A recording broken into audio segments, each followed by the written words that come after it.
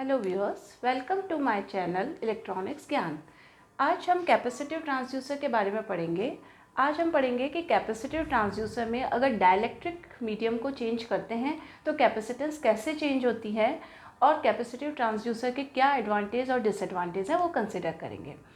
इस capacitive transducer को समझने के लिए हमें इसका पार्ट 1 देखना पड़ेगा, क्योंकि पार्ट 1 में मैंने बताया है कैपेसिटिव ट्रांसड्यूसर किस कंसेप्ट पे वर्क करता है और उसका एक टाइप हमने उसमें देखा था। सेकेंड पार्ट में सेकेंड टाइप कंसिडर किया है और आज के इसमें हम करेंगे कि कैपेसिटेंस कैसे चेंज होती है जब हम क्या चेंज करें, डाइलेक्ट्रिक मटीरियल चेंज करें। तो हम यहाँ पे देख रहे हैं कि जैसे हमारी प्लेट है, ये हमारी एक प्लेट है, टॉप प्लेट है, और ये वाली हमारी बॉटम प्लेट है रेक्टेंगुलर शेप की। इसके बीच में जो ये डॉटेड है ये डाइलेक्ट्रिक है। जब ये डाइलेक्ट्रिक पूरा इसके अंदर पैक होता है तो एक प्लेट ये हो गई, दूसरी ये हो गई और डाइलेक्ट्रिक मीडियम ये हो गया। अब हमने क्या कर रखा है, इस डाइलेक्ट्रिक को आधा बाहर निकाल रखा है। तो इस वाले पोर्शन में इतनी L2 लंबाई तक तो डाइलेक्ट्रिक मटेरियल ये है। जो भी सब्सटेंस हमने काम में लिया है, माइका ले सकते हैं, सेरेमिक ले सकते हैं या पेपर ले सकते हैं। और इस वाले पार्ट में जो डाइलेक्ट्रिक है वो क्या है, एयर है। यानी हमने इस डाइलेक्ट्रिक को बाहर निकाल रखा है। तो इतने पोर्शन में यानी प्लेटों के इस पोर्शन के बीच में तो यहाँ से यहाँ तक तो ये दूसरा डाइलेक्ट्रिक मटेरियल है और यहाँ से यहाँ तक के बीच में क्या है, एयर है। अब हमारी ये तो टॉप प्लेट हो गई, ये हमारी बॉटम प्लेट हो गई। तो टॉप और बॉटम के बीच में जिसमें एयर जो डाइलेक्ट्रिक की तरह यूज़ लिया है उसकी लंबाई है हमारी L1, और जिसमें दूसरा मीडियम काम में लिया है डाइलेक्ट्रिक, माइका, सेरेमिक, पेपर कुछ भी हो सकता है, उसकी लंबाई है L2। क्योंकि प्लेट यहाँ से यहाँ तक ये, यहाँ से यहाँ तक एक प्लेट है, ये दूसरी प्लेट ये है। अब प्लेटों का, इन प्लेटों का फिक्स जो दो प्लेटें हैं, एक टॉप है एक बॉटम है, इनके बीच का ओवरलैपिंग एरिया चेंज नहीं हो रहा है। ये दोनों मतलब हम ये देख सकते हैं, ये दोनों पोजीशन, सपोज करो मैं इन दोनों को डाइलेक्ट्रिक मान लेती हूँ और ये हमारी दो पैरेलल प्लेट्स हैं। अब मैंने अगर यूँ हाथ कर रखा है तो इस वाले पोर्शन, ऊपर वाले पोर्शन में तो डाइलेक्ट्रिक एयर है और नीचे ये कोई मटेरियल है, इट में भी माइका, सेरेमिक कुछ भी हो सकता है।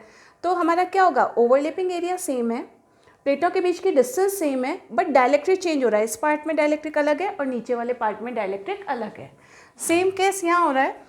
इन दो, ये प्लेट की लंबाई है पूरी, इसमें L2 पार्ट में तो डाइलेक्ट्रिक कुछ और है और L1 पार्ट में डाइलेक्ट्रिक क्या है, हमारी एयर है। अब मैं जो डिस्प्लेसमेंट अप्लाई करूँगी वो किस पे करूँगी, डाइलेक्ट्रिक पे। अब डाइलेक्ट्रिक को मैं x डिस्टेंस से मूव करूँगी तो ये डाइलेक्ट्रिक क्या होगा, अंदर की ओर मूव करेगा। तो L2 डिस्टेंस तो बढ़ जाएगी, जिसमें डाइलेक्ट्रिक आ रहा है वो डिस्टेंस तो बढ़ जाएगी, बट L1 डिस्टेंस जिसके बीच में एयर है वो क्या हो जाएगी, कम हो जाएगी। तो इस तरीके से इसकी वर्किंग होती है। तो हम इसका अभी कैलकुलेशन पार्ट करते हैं कि जब हमारा, अभी हम मूवमेंट नहीं कर रहे, अभी हम ये मान रहे हैं कि L2 वाले पार्ट में तो हमारा क्या है, डाइलेक्ट्रिक कोई मटेरियल रखा हुआ है और L1 वाले पार्ट में दो प्लेटों के बीच में क्या है, एयर डाइलेक्ट्रिक की तरह काम कर रही है। तो इस समय जो हमारी कैपेसिटेंस होगी, C का हमारा जो फॉर्मूला होगा वो होगा, C का फॉर्मूला होता है एप्सिलॉन A/D, और एरिया क्या फॉर्मूला होता है, length into width, L into W। अब यहाँ पे हमारी लेंथ चेंज हो रही है, W is same, width is same. तो हम क्या कर देंगे, इसको लिख देंगे हम एप्सिलॉन A की जगह हम लिख लेंगे L इंटू W/D, ये हो जाएगा। अब ये प्लेट में ये W, इसकी विड्थ तो सेम है डाइलेक्ट्रिक की, बस इसकी जो लेंथ है वो L2 लेंथ तक है अभी और L1 लेंथ तक एयर है। तो कैपेसिटेंस का फॉर्मूला हो जाएगा C is equal to epsilon की वैल्यू होती है ε0 ε r। अगर हम इस पार्ट को देखें तो जब एयर डाइलेक्ट्रिक की तरह है तो एयर के केस में ε r की वैल्यू क्या होती है, 1 होती है। तो इस पार्ट की अगर हम कैपेसिटेंस निकालेंगे तो फॉर्मूला हो जाएगा ε0, L की जगह हम शब्द क्या काम में लेंगे, L1 कितनी लंबाई तक है, L1 तक, विड्थ सेम रहेगी और प्लेटों के बीच की डिस्टेंस क्या रहेगी, सेम रहेगी। तो ये इस वाले पार्ट की कैपेसिटेंस हो गई, प्लस दिस कैपेसिटेंस, क्योंकि कैपेसिटर तो ये पूरा ही बन रहा है। तो इसमें केस में क्या होगा, इसमें हम एप्सिलॉन लेंगे क्योंकि इसकी कुछ ना कुछ, एप्सिलॉन आर की कुछ ना कुछ वैल्यू है, ये डिपेंड करती है मटेरियल यूज़ पे। सेरेमिक के लिए अलग होगी, माइका के लिए अलग होगी, पेपर के लिए अलग होगी। तो इसके लिए एप्सिलॉन आर भी होगा और ε0 भी होगा। तो इसके लिए हो जाएगा ε0 एप्सिलॉन आर, यानी एप्सिलॉन की वैल्यू रख दी। और इसके लिए लंबाई कितनी है, L2, तो ये हो गया L2 W, और प्लेटों के बीच की डिस्टेंस भी सेम है तो D रख दिया। अब इसमें दोनों में ये टोटल कैपेसिटेंस होगी जब हमने डिस्प्लेसमेंट नहीं दिया है अभी की कंडीशन की। तो C की वैल्यू क्या होगी इस समय, इनको कॉमन ले लेते हैं हम कुछ पार्ट, एप्सिलॉन 0 कॉमन आ गया, W/D कॉमन आ गया, अंदर अपना ब्रैकेट में बचा, इसमें सिर्फ L1 पार्ट बचा, इसमें हमारा बचा L1 plus epsilon R L2। ये हमारी कैपेसिटेंस आ गई अभी की कंडीशन में। अब अगर हम इसमें डिस्प्लेसमेंट अप्लाई करते हैं जिसको कि हमें मेज़र करना है, कैपेसिटिव ट्रांसड्यूसर क्या करता है, डिस्प्लेसमेंट को चेंज इन कैपेसिटेंस में बदलता है, means it is a electrical transducer. तो जब हम डिस्प्लेसमेंट लगाते हैं तो इस डाइलेक्ट्रिक पे डिस्प्लेसमेंट लगाते हैं तो ये अंदर की ओर मूव करता है, तो ये x दूरी इधर आ गया, इस नई पोजीशन उसकी ये आ गई, और कितनी है इस नई पोजीशन की दूरी, x है, तो इसकी अब न्यू डिस्टेंस क्या हो गई, L2 + x, जिसमें डाइलेक्ट्रिक रहेगा। और एयर की वाले पार्ट की क्या हो गई, यहाँ से यहाँ तक L1 थी, x डिस्टेंस ये हुई, तो एयर जिस पार्ट में रही उसकी डिस्टेंस हो गई L1 - x, और जिस पार्ट में हमारा डाइलेक्ट्रिक रहा उसकी लेंथ हम ये लिख देते हैं L2 + x, ये हो गया। तो अब हमारी कैपेसिटेंस जो होगी वो C से कितना चेंज हो जाएगी, C + ΔC अमाउंट उसमें ऐड हो गया, तो नई जो कैपेसिटेंस की वैल्यू होगी यानी C + ΔC, उसकी वैल्यू हम लिख सकते हैं जैसे हमने ये लिखा, एयर के लिए अलग लिखा और जो डाइलेक्ट्रिक मटेरियल काम में ले रहे हैं उसके लिए अलग लिखा। तो हमारा फॉर्मूला हो जाएगा एप्सिलॉन 0, क्योंकि एयर के लिए एप्सिलॉन R की वैल्यू 1 होती है, L1 की जगह क्या लिख देंगे हम, L1 - x, नई लेंथ ही हो गई, ये हो गया L1 - x W/D as it is आएगा। अब इसमें C के साथ क्या जुड़ गया, ΔC, कैपेसिटेंस चेंज हो रही है, प्लस एप्सिलॉन 0 एप्सिलॉन R, इधर L2 के साथ क्या ऐड हो गया, L2 की नई क्या लंबाई हो गई, L2 + x, तो ये हो गया L2 + x W/D, ये न्यू कैपेसिटेंस अपनी आ गई। अब हम इसको सिंप्लीफाई करेंगे, कुछ चीज़ कॉमन आ रही है तो कॉमन लेंगे, तो हम ये देखेंगे इस वाले पार्ट को हम यूज़ करेंगे वापस कि क्या वैल्यू आती है इसकी। अब हमारी कैपेसिटेंस, जो नई कैपेसिटेंस आ गई, इसकी वैल्यू हमने ये निकाली। अब हम इसमें कॉमन ले लेते हैं कुछ पार्ट, एप्सिलॉन 0 W/D हमने को यहाँ पे कॉमन आ गया, तो इधर क्या बचा, इधर बचा हमारा L1 - x, ये बच गया। अब L1 - x बचा और इधर बचा हमारा एप्सिलॉन R और L2 + x, L2 + x। अब हम इसमें से और इसको सिंप्लीफाई करने की कोशिश करते हैं। इसके अंदर एप्सिलॉन 0 W/D तो हमने लिखा, अब इसमें L1 और L2 की टर्म को देखते हैं, ये हो गया L1 - x plus epsilon R L2 + epsilon R x। अब हम इस पार्ट को साथ ले लेते हैं, इनको हम साथ ले लिया, तो ये हो गया अपना एप्सिलॉन 0 W/D, इसमें हमने L1 + एप्सिलॉन R L2 को साथ लिख लिया।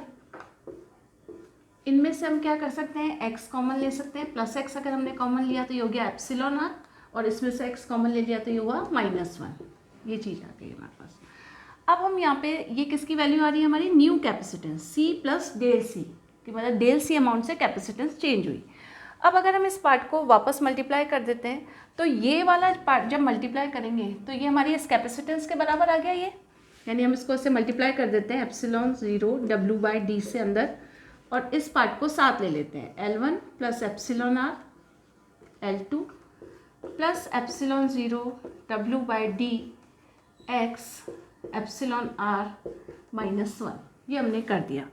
तो अभी हम देखते हैं कि ये जो हमारी वैल्यू आई थी पहले C की, जब इनिशियली कोई डिस्प्लेसमेंट नहीं लगा रहे थे तो हमारा कैपेसिटेंस ये आया था, तो ये इसके बराबर ही है C के, तो हम लिख सकते हैं ये हमारी कैपेसिटेंस है, तो हमने इसको लिख दिया C + epsilon 0 W/D epsilon R -1।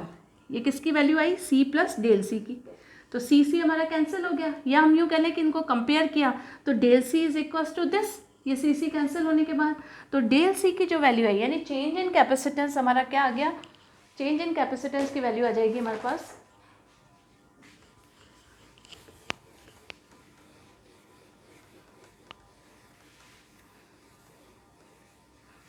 तो चेंज इन कैपेसिटेंस हो गया ΔC = एप्सिलॉन 0 डब्ल्यू एक्स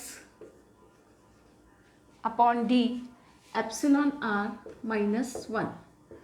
अब यहाँ हम देख सकते हैं एप्सिलॉन ज़ीरो, डब्ल्यू, डी ये सब कांस्टेंट है।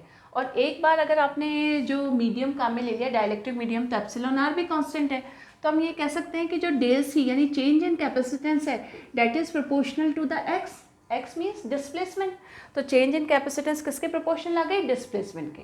तो डिस्प्लेसमेंट के रेशियो में कैपेसिटेंस चेंज होती है और उस अकॉर्डिंग हमारा इलेक्ट्रिकल आउटपुट वोल्टेज चेंज होते हैं। तो ये सिद्धांत था हमारा कैपेसिटिव ट्रांसड्यूसर, जबकि उसका डाइलेक्ट्रिक को क्या किया जाए? चेंज किया जाए। तो हमने कैपेसिटिव ट्रांसड्यूसर के पार्ट 1, पार्ट 2 एंड पार्ट 3 में हमने तीनों टाइप के कैपेसिटिव ट्रांसड्यूसर देखे और उनका सिद्धांत पढ़ा। इसके अलावा तीनों ही टाइप के कैपेसिटिव ट्रांसड्यूसर के कुछ एडवांटेज और डिसएडवांटेज हैं, वो भी हम डिस्कस करेंगे।